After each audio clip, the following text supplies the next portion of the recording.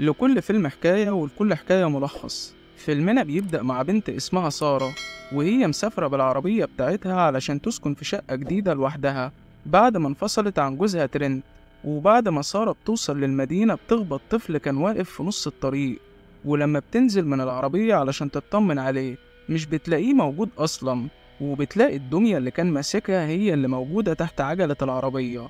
في نفس الوقت بتيجي السيدة باركس صاحبة البيت اللي هتسكن فيه سارة، وبتفضل تهديها وتسألها ايه اللي حصل. وسارة بتحكي لها انها خبطت الطفل بالعربية لكنه تقريبا هرب، لانها ملقيتش غير الدمية بتاعته. لكن الغريبة ان باركس بتعرفها ان مفيش اطفال ساكنين قريب من هنا اصلا، فسارة بتستغرب جدا. وبعد ما باركس بتفرج سارة على الشقة بتاعتها، سارة بتلاحظ ان في بيت شكله غريب موجود في الغابة اللي جنبها، لكن باركس بتبلغها انها تركز في شقتها افضل، وبتعرفها ان تومي ابن اخوها هيجي علشان يساعدها لو احتاجت اي حاجة. وبعد ما باركس بتمشي، سارة بتفضل تبص على الدمية وهي مستغربة، وبعدها بتتصل بصاحبتها وبتحكي لها عن كل اللي حصل معاها. واثناء ما سارة بتتكلم مع صاحبتها في التليفون، فجأة بتلاقي الدمية مش موجودة في مكانها، فبتقفل مع صاحبتها وبتروح تدور على الدمية في الشقة كلها. ولما بترجع بتلاقي الدمية محطوطة في المكان اللي كانت موجودة فيه، فسارة بتستغرب جدا. وبعدين بيجي تومي ابن أخو السيدة باركس وبيتعرف على سارة. ولما تومي بيمشي، سارة بتدخل الحمام علشان تاخد شاور، وبعد ما بتخلص وبتمسح البخار اللي على المراية، بتشوف الطفل اللي خبطته بالعربية وهو ظاهر وراها في انعكاس المراية. ولما سارة بتلف وشها مش بتلاقي حد، ولما بترجع تبص على المراية فجأة بتلاقيها اتكسرت لوحدها. ولأن إيدين سارة كانت محطوطة على المراية، إيديها بتتجرح وبتفضل تنزف دم. وبعد ما سارة بتلف شاش على إيديها بتدخل تنام على السرير، وبتحلم إنها ماشية في غابة بالليل، وفي شخص بيهجم عليها وبيرميها داخل صندوق تحت الأرض وبيقفل عليها الباب. وفجأة سارة بتقوم من النوم وهي مرعوبة، وبتشوف الدمية موجودة قدامها على المكتب مع إنها كانت سايباها بره. فسارة بتستغرب وبتقرر إنها تدور على الطفل صاحب الدمية دي، وبالفعل بتاخدها وبتروح تخبط على الشقة اللي جنبها، واللي بيكون عايش فيها راجل اسمه بروس. فسارة بتحكيله عن الحادثة اللي عملتها، وبتسأله إذا كان شاف أي طفل ماسك الدمية دي، ورد بروس بيكون لأ. ولما بيسألها عن ملامح الطفل وسارة بتوصفله شكله، فجأة بروس بيتوتر وبيبلغ سارة إنه مضطر يسيبها دلوقتي. وبعدين سارة بتشوف ست عجوزة داخلة للشقة بتاعتها، فسارة بتروح توقفها وتسألها إذا كانت تعرف أي أطفال بتيجي للمكان ده. وأول ما الست بتشوف الدمية في إيدين سارة، شكل الست بيتحول وبتزعق في سارة وتقولها معرفش، وبعدها بتسيبها وتمشي. ولما سارة بتجيب آخرها بتروح تودي الدمية لتومي علشان يخليها عنده، وبترجع للشقة علشان تصور الرسمة بتاعتها وتنزلها على اللابتوب. وأثناء ما سارة شغالة على الجهاز، فجأة اللابتوب بيفصل ويشتغل لوحده، وبيظهر انعكاس شكل الطفل على شاشة اللابتوب. ولما سارة بتبص وراها مش بتلاقي حد، فسارة بتتوتر جدا وبتروح تشرب كاس علشان تهدى. لكن فجأة بتلاقي الدمية موجودة قدامها مع إنها اديتها لتومي من شوية. فسارة بتروح لتومي وتسأله ليه دخل الشقة بتاعتها من وراها ورجع الدمية، ورد تومي بيكون إنه محصلش، وإنه بعد ما أخد الدمية منها حطها على الكنبة اللي جنبه. لكن سارة مش بتصدقه وبترميله الدمية وتمشي. وبعد ما سارة بترجع تبص على الرسومات بتاعتها، فجأة النضارة اللي لابساها بتتكسر لوحدها، وبتشوف الطفل اللي خبطته بالعربية موجود قدامها وهو ماسك الدمية. فبتفضل تعتذر له عن الحادثة اللي حصلت، لكن الطفل مش بيرد عليها وبيفضل يقرب منها. وبسبب خوف سارة منه بترش عليه رذاذ الفلفل، لكنها بتلاحظ إنه مش بيأثر فيه. فبتاخد بعضها وتطلع تجري على شقة تومي، وبتعرفه إن الطفل اللي خبطته بالعربية ما كانش إنسان بشري، لكنه في الحقيقة شبح وعمال يطاردها. وتومي بينصح سارة إنها تروح لمحل أدوات روحانية علشان يساعدها في صد شبح الطفل.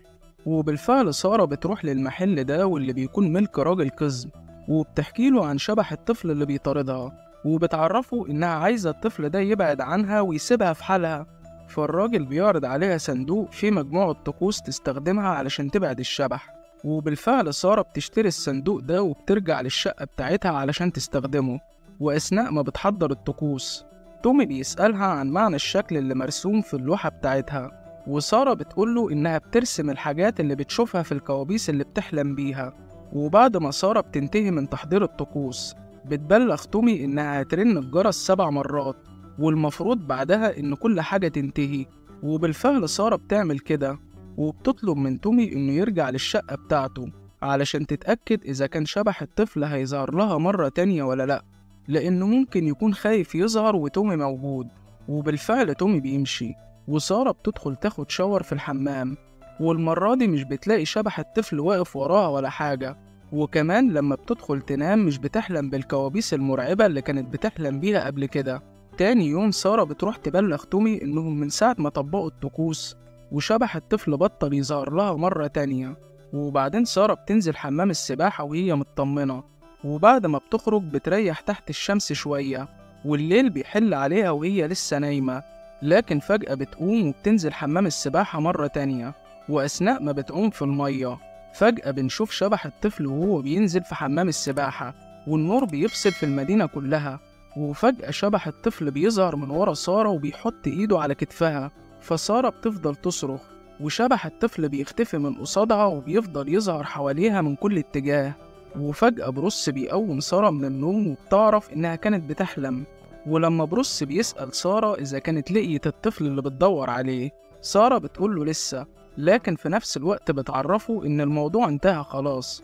وبعد ما سارة بتدخل الشقة بتاعتها، بتلاقي الدمية موجودة قدامها وهي بتطلع أصوات غريبة، وكمان بتلاقي الشموع بتولع نار لوحدها. فسارة بتمسك الجرس ولسه هترنه، فجأة بتلاقيه بيتطبق في إيديها. ولما سارة بتجري على الأوضة بتاعتها علشان تلم هدومها وتمشي، فجأة بتلاقي انعكاس شبح الطفل في المراية اللي قدامها، واللي فجأة بتفضل تتشقق لحد ما بتتكسر كلها. فسارة بتطلع تجري من الشقة بسرعة، وأثناء ما هي نازلة على السلم بتلاقي تومي في وشها، وبتبلغه إن شبح الطفل رجع يطاردها مرة تانية، وإنها لازم تمشي من هنا حالا. فتومي بيروح معاها، وأثناء ما هما ماشيين بالعربية بنلاحظ إن شبح الطفل بيراقبهم. وبعد ما تومي بيودي سارة الفندق قريب علشان يقعدوا فيه، سارة بتدخل الحمام علشان تاخد شاور، لكن فجأة المية بتقطع لوحدها، وبنشوف شبح الطفل وهو واقف خارج الحمام وبيبص عليها. وبعد ما سارة بتنشف وشها بالفوطة، المية بترجع تشتغل تاني، لكن المرة دي بتنزل ملوثة ولونها أسود. فسارة بتخاف جدا، وفجأة شبح الطفل بيقفل عليها باب الحمام بالترباس، وأول ما بيحط إيديه على إزاز الحمام بيتكسر كله وبيطير على جسم سارة اللي بتفضل تصرخ بصوت عالي. ولما تومي بيسمعها بيروح يكسر الباب، وبيلاقي سارة موجودة في البانيو وجسمها كله بينزف دم، فبيخرجها من الحمام بسرعة، وبيفضل يشيل كسر الإزاز من جسمها. تاني يوم سارة بتاخد تومي وبتروح لمحل الأدوات الروحانية، وبتبلغ صاحب المحل إنها جربت الطقوس اللي اداهالها وما جابتش نتيجة، وإن لسه شبح الطفل بيطاردها لحد دلوقتي. والراجل بيرد عليها مادام الطفل بيتبعها في كل مكان بتروح فيه، يبقى أكيد عايز منها حاجة معينة، زي مثلا العبور لعالم الأحياء، لأنه ممكن يكون مات مقتول وعايزك تساعديه علشان يرجع ينتقم من اللي قتله. وبيطلب منها إنها لما تشوفه في المرة اللي جاية لازم تسأله إيه المساعدة اللي محتاجها. وبعدين سارة بتروح هي وتومي لحفلة دار الفنون اللي صاحبتها منظماها، وأثناء ما هما بيتكلموا مع بعض سارة بتشوف طليقها ترنت في الحفلة، وبتكون عايزة تتهرب من مقابلته، فبتروح تدخل الحمام بسرعة، وفجأة بتلاقي النور بيفصل ويشتغل لوحده لحد ما بيظهر شبح الطفل قدام سارة. وأثناء ما بيقرب منها مرايات الحمام بتفضل تتكسر وشبح الطفل بيعدي من وسطهم. فسارة بتخاف وبتفضل تقوله إيه اللي عاوزه مني، والأول مرة شبح الطفل بيتكلم ويقول لها عايزك تساعديني. وبعد ما سارة بتقوله موافقة، شبح الطفل بيمد إيديه وبيسلم عليها كمعاهدة اتفاق ما بينهم، وفجأة بيختفي من قدام سارة وكل حاجة بترجع طبيعية.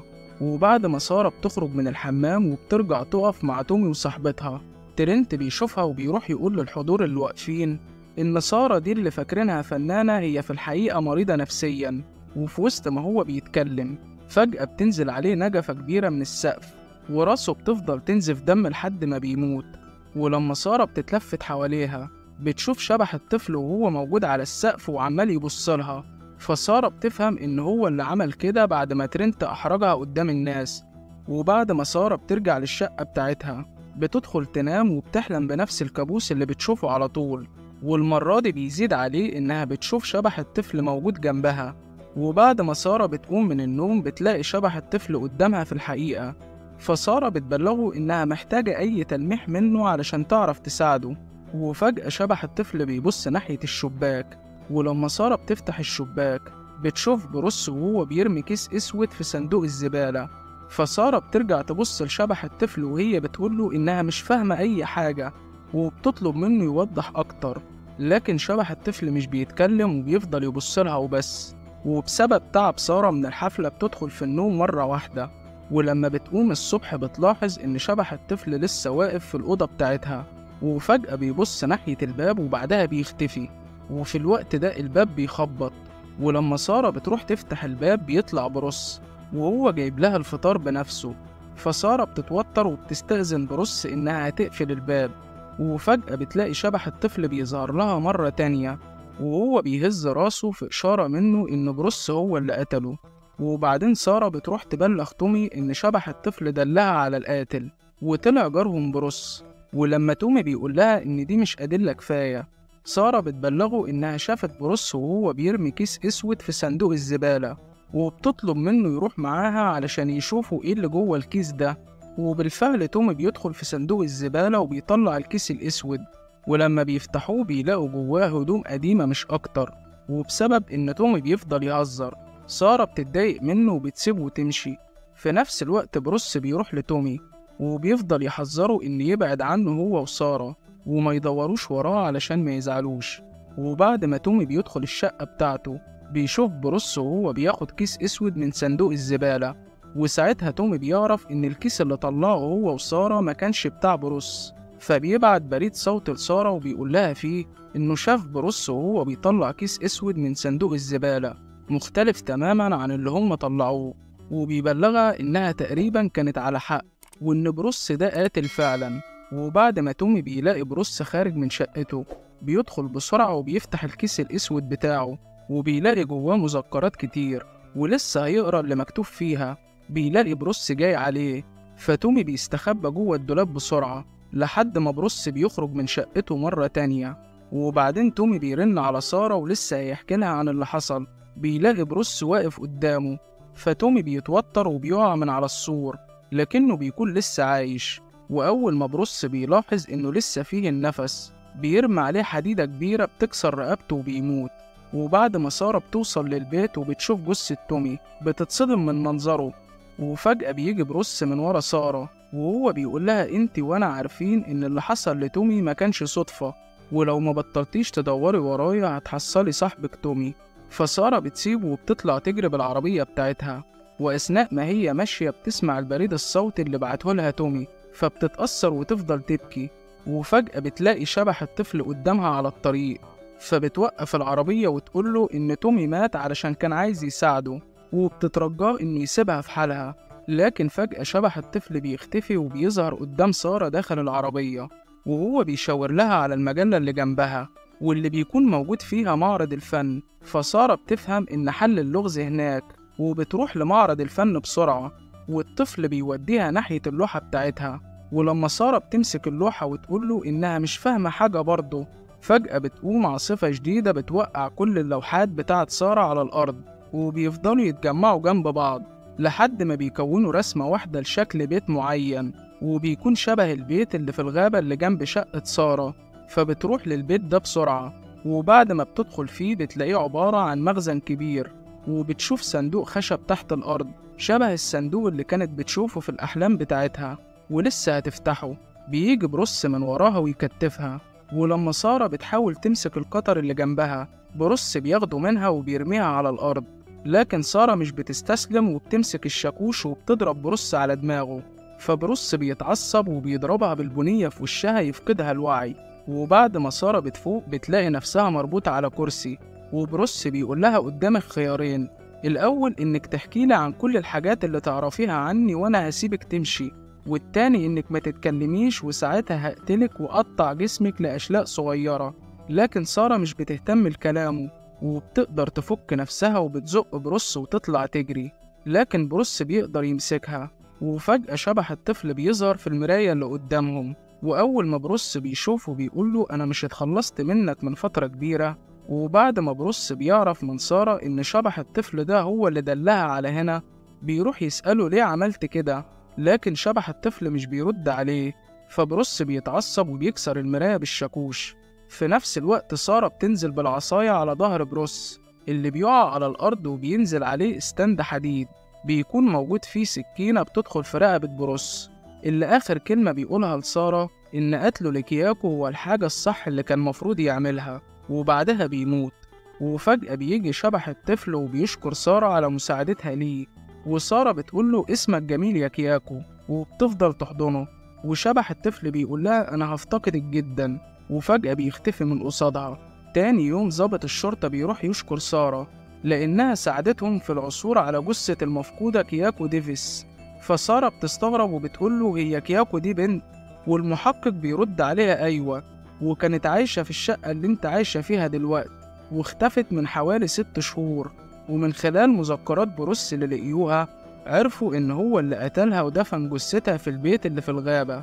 ولما سارة بتسأله هو ليه عمل كده، المحقق بيقول لها إنه كان كاتب في مذكراته برضه إنه كان بيشوف شبح طفل صغير، واعتقد إن كياكو هي اللي قتلت الطفل ده، وعلشان كده انتقم لموته، مع إن مجالهمش أي حالات اختفاء لأطفال قبل كده. وبيعرفها إن المدينة دي مليانة بناس مفقودين وحالات قتل غير مبررة. فسارة بتتصدم من اللي بتسمعه، وبتعرف إنها شاركت في قتل راجل كان مخدوع في الطفل ده زيها. وبعدين بتشوف راجل جديد جاي يسكن في شقة بروس، والمفاجأة إنه بيكون ماسك في إيديه الدمية بتاعت شبح الطفل، وبيسأل سارة إذا كانت تعرف مين صاحب الدمية دي لأنه لقيها مرمية جنب العربية بتاعته. فسارة بتتوتر وتقوله معرفش، وبتاخد بعضها وتمشي. وبعد ما الراجل الجديد بيدخل الشقة بتاعته بنشوف شبح الطفل موجود في الشقة وهو بيبتسم ابتسامة لئيمة، وبكده بنعرف إن الطفل ده يبقى كائن شرير بيخدع الناس إن هو الضحية علشان يخليهم يقتلوا بعض. وبكده يكون فيلمنا انتهى. لو عجبك الفيديو اعمل لايك واشتراك. سلامات.